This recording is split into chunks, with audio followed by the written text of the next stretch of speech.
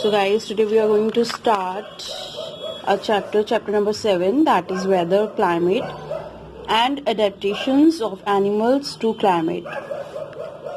So actually what is weather, right? What is climate and what is the definition of adaptations? So first of all we will discuss about these three terms, okay beta? So weather, देखो बेटा, आप रोजमर्रा की अपनी जिंदगी में temperature में up down feel करते हैं, राइट? कभी तो एकदम गर्मी हो जाती है, कभी कभी हवाएं चलने लगती हैं, राइट? और कभी कभी ह्यूमिडिटी बढ़ जाती है, कभी कभी घट जाती है, कभी कभी बारिश आ जाती है. तो ये वेदर होता है जो आपके 24 आवर्स के टाइम में जो चेंजेस होते हैं, राइट? एक शॉर्ट टर्म जो है शॉर्ट इंटरवल के लिए होते हैं, इसे हम कहते हैं वेदर.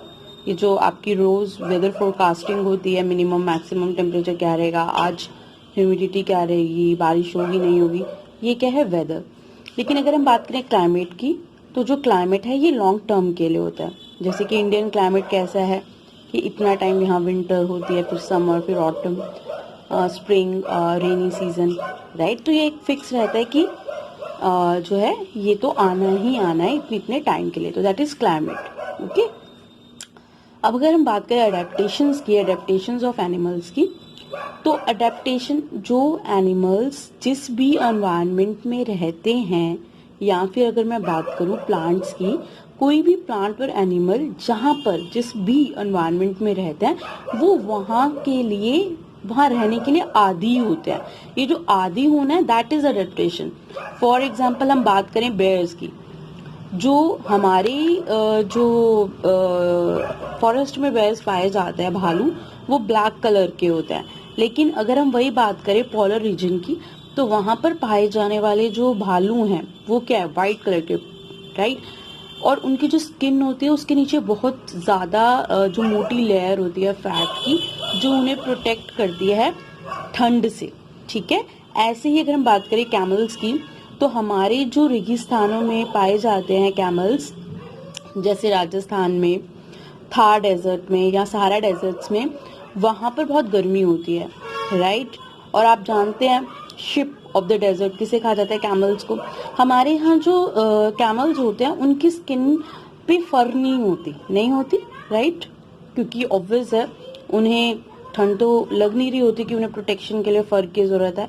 लेकिन अगर हम बात करें गोबी डेजर्ट की, जो कि एक ठंडा रेगिस्तान है, तो वहां पर क्या है, वहां पर जो कैमल्स पाए जाते हैं डबल हम्प कैमल्स, उनकी 2 हम्प्स होती हैं और उनकी बॉडी में फर होती है ताकि उनकी प्रोटेक्शन हो सके जो है ठंड से. तो इस तरीके से वो अपने अपने एनवायरनमेंट के लिए क्या होते हैं, अडेप्टेड होता है, राइट? अब अगर हम बात करें प्लांट्स की, तो जो एक्वेटिक प्लांट्स होते हैं, यानी कि पानी में पाए जाने वाले प्लांट्स होते हैं, फॉर एग्जांपल लोटस है, उसकी अगर आप लीफ देखें तो उसके ऊपर वैक्स लाइक कोटिंग होती है. उससे जो वो लीफ है वो फ्लैसिड नहीं होती है.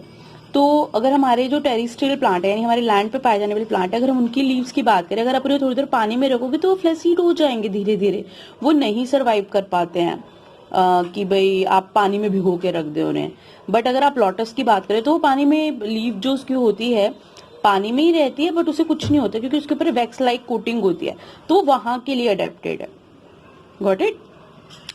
ऐसे ही अब बात करें डेजर्ट में पाए जाने वाले प्लांट जैसे कैक्टस है, वहाँ पानी की बहुत कमी रहती है, और आपको पता है हमने पढ़ा था ट्रांसपीरेशन पुल जो होता है वो 90% जो पानी होता है, वाटर जो होता है, जो प्लांट एब्जॉर्ब करता है रूट्स के जरिए, उसको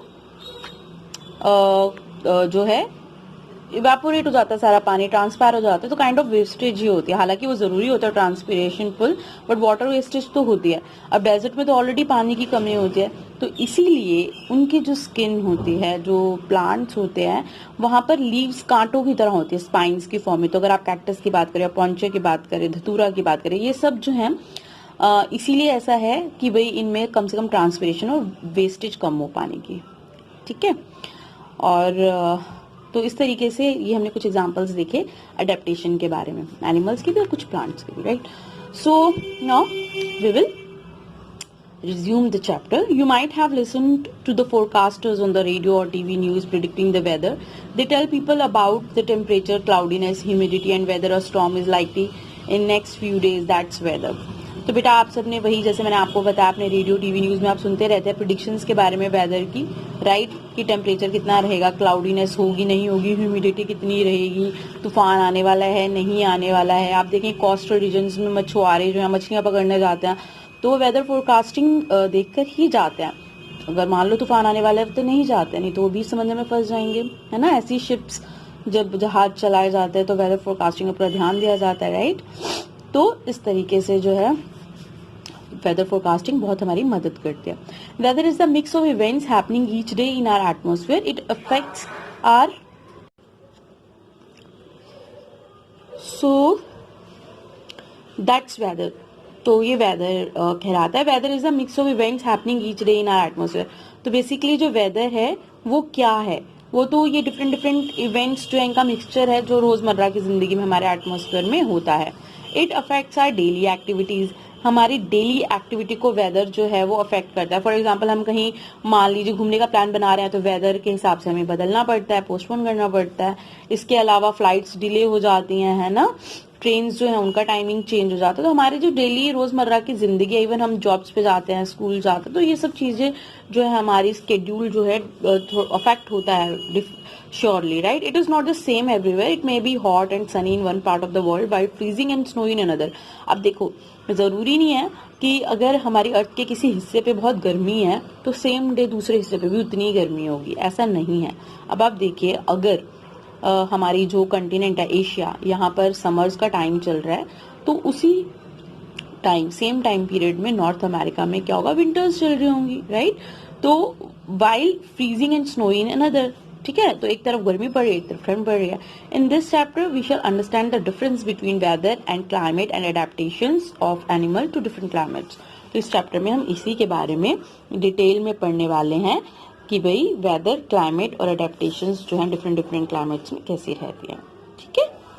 ओके, सो यहाँ आप ये चार्ट देख सकते हैं, देख रहे हैं. तो ये हमारे देखते हो ना न्यूज़पेपर में आता है, तो डिजिटल न्यूज हो गई है, तो आप देख सकते हैं ये वेदर फोरकास्टिंग इस तरीके से हमें जरूर दिखाया जाता है. मिनिमम मैक्सिमम क्या टेम्परेचर रहेगा, right. Okay, weather. The weather is all around us all the time. It is an important part of our life, right. Weather हमारी weather is all around us, तो हमारी सराउंडिंग्स में है weather, पूरा हम covered है उससे. It is an important part of our life, बहुत इंपॉर्टेंट पार्ट ऑफ हमारी life, right. Controls how and where we live. ये कंट्रोल करता है कि हम कैसे और कहाँ रहते हैं, राइट. व्हाट वी डू, हम क्या करते हैं, what we wear and what we eat, हम क्या पहनते हैं, हम क्या खाते हैं, हर चीज जो है प्रभावित हो जाती है इससे. The person who studies the weather is called a meteorologist. वो इंसान जो इस प्रोफेशन में होता है, जो वेदर जो है उसकी स्टडी करता है, उसे हम कहते हैं meteorologist. Meteorological department measures the element of weather such as temperature, rainfall etcetera. जो मेट्रोलॉजिकल डिपार्टमेंट है वो मेजर करता है जो वेदर के एलिमेंट्स हैं, जैसे कि टेम्परेचर हो गया, बारिश हो गई, और वो रिकॉर्ड रखते हैं. It also uses data from satellites and analyses it to forecast weather. और वो यूज करते हैं इस डाटा को सैटेलाइट्स की हेल्प से एनालाइज करते हैं और उस हिसाब से फिर फोरकास्टिंग होती है. Weather predictions are made by forecasters who you see on TV.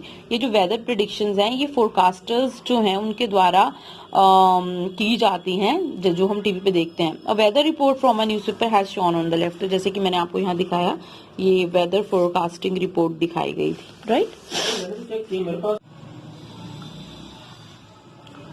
Observe them carefully and record your observations in the following table.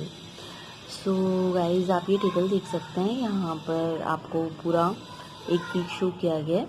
इस पूरे वीक में आपने टेम्परेचर नोट करना है. एक हफ्ते के लिए आप टेम्परेचर नोट करेंगे कि एक पर्टिकुलर डे कितना मिनिमम और मैक्सिमम टेम्परेचर रहा, ह्यूमिडिटी मिनिमम और मैक्सिमम कितनी रही, और अगर रेनफॉल हुआ है तो क्या रहा, राइट. सो तो फ्रॉम द एक्टिविटी ये क्लियर हो जाता है कि जो टेम्परेचर, रेनफॉल और ह्यूमिडिटी है ये सेम नहीं रहते हर दिन, ये चेंज होते रहते हैं. ये जो डे टू डे कंडीशन है एटमॉस्फेयर की with respect to temperature, humidity, rainfall, wind speed, ये चेंज होते रहते हैं और इसी को वेदर कहा जाता है, right. So elements of weather, weather के जो एलिमेंट्स हैं वो क्या क्या हैं? Various elements of weather are temperature, atmospheric pressure, humidity, clouds and wind. तो ये डिफरेंट एलिमेंट्स है वेदर के, राइट।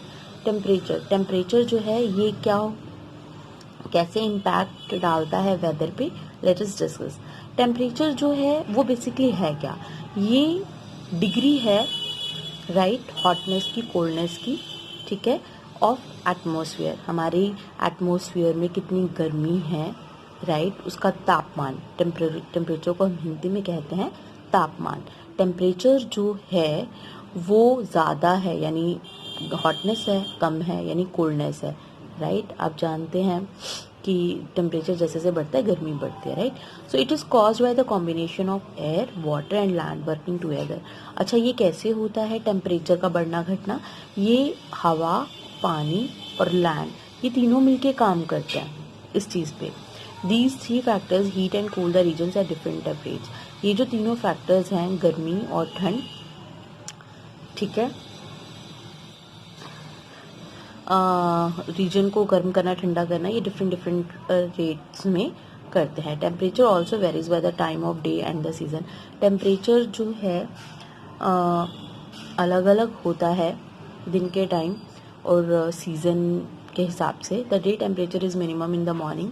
जो डे टेम्परेचर होता है वो सबसे कम होता है मॉर्निंग में और मैक्सिमम होता है नून यानी दोपहर में। दोपहर के टाइम सबसे ज़्यादा टेम्परेचर होता है। Similarly temperature is high in the summer. ऐसे ही टेम्परेचर सबसे ज़्यादा हाई होता है समर्स में और लो होता है विंटर में। अब अगर हम बात करें एटमॉस्फेरिक प्रेशर की, तो एटमॉस्फेरिक प्रेशर जो है वो क्या है?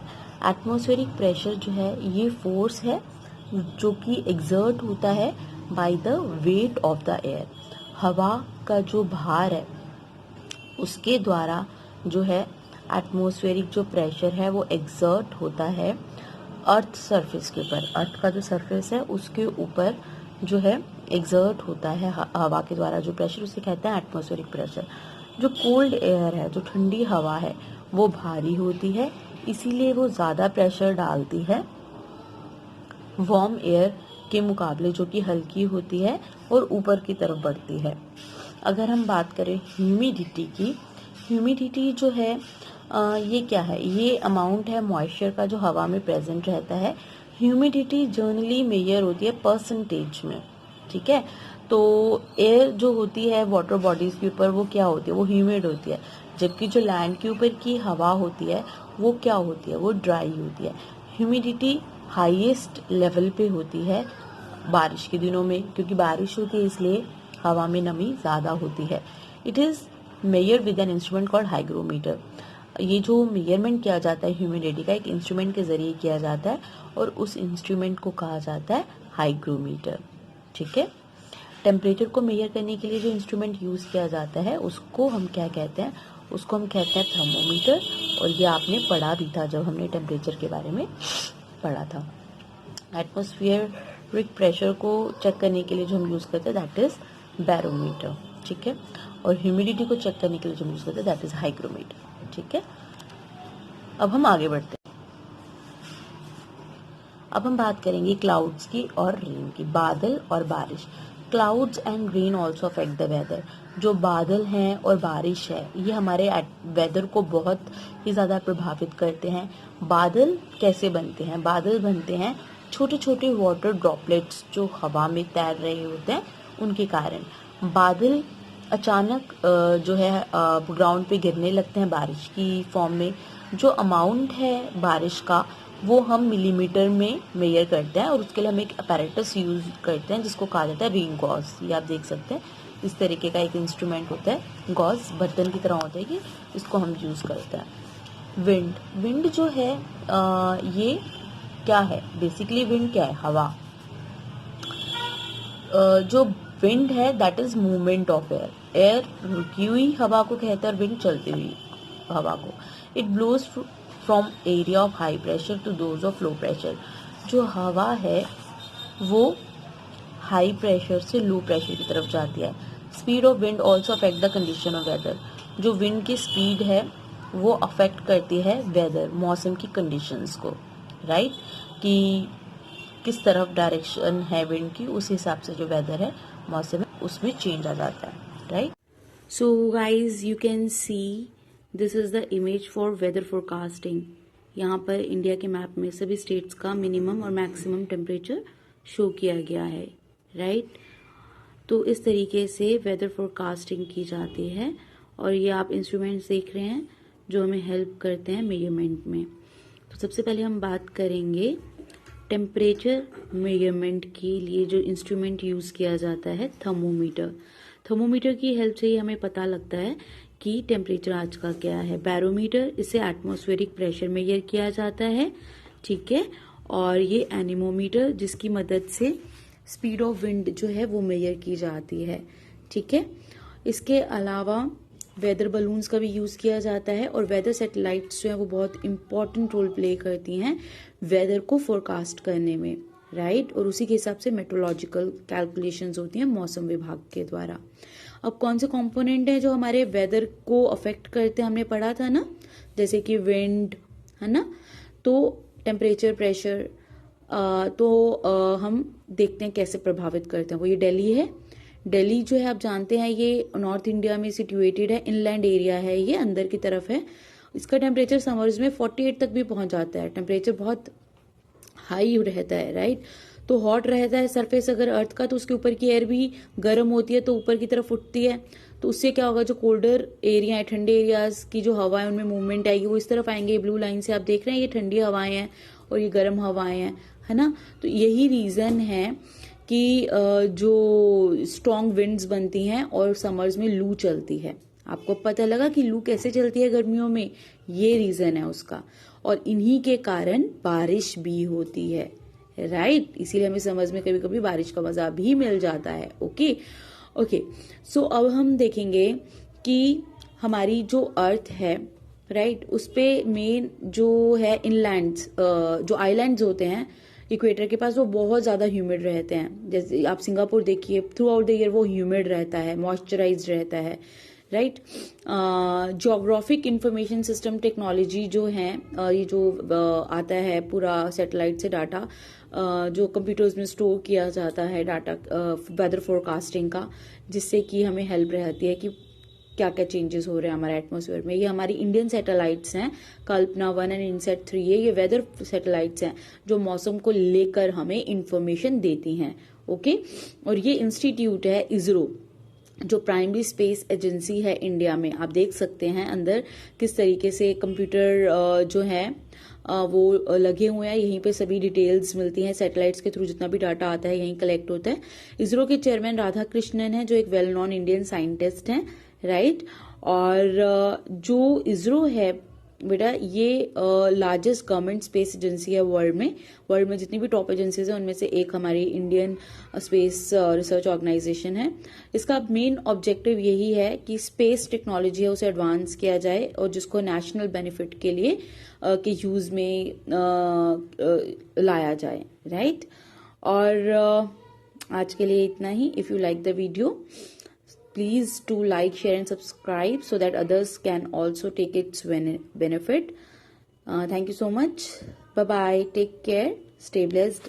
Stay healthy.